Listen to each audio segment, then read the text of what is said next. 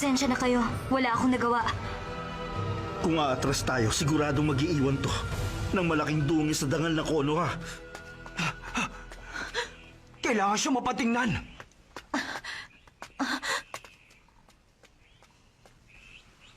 Lumalabas na hindi ang imbaka ng pakay ng kalaban. Anong ibig niyong sabihin, sir? Pakiusap lang. Maging tapat sana kayo at sabihin niyo sa akin ang lahat. Wala kayong dapat ipag-alala. Ipaubayan nyo na lang sa akin ang lahat. Lady Kiri, kung ipag-uutos nyo, handa rin kaming lumaban para sa bayan. Tumahimik ka!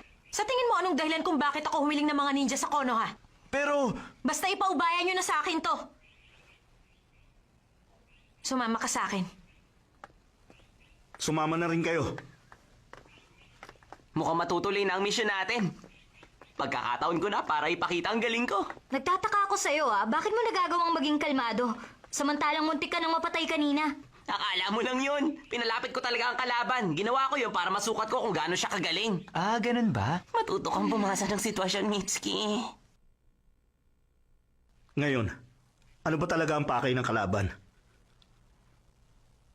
Hanggat hindi niyo sinasabi sa amin ng totoo, hindi kami makakaisip ng magandang diskarte.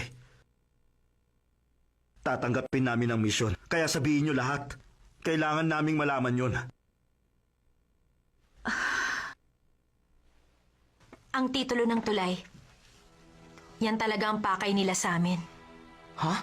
Hanggat hindi ko to binibigay sa kanila, hindi sila titigil sa pag-atake sa amin. Sandali, ganun ba talaga kaimportante ang bagay na yan? Napaka-importante! Ang ama kong utak sa likod ng tulay. Bakit ko ipagkakatiwala sa kanila?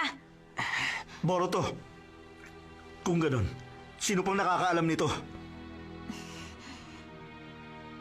Lady Kiri, ikaw lang ang nakakaalam, hindi ba?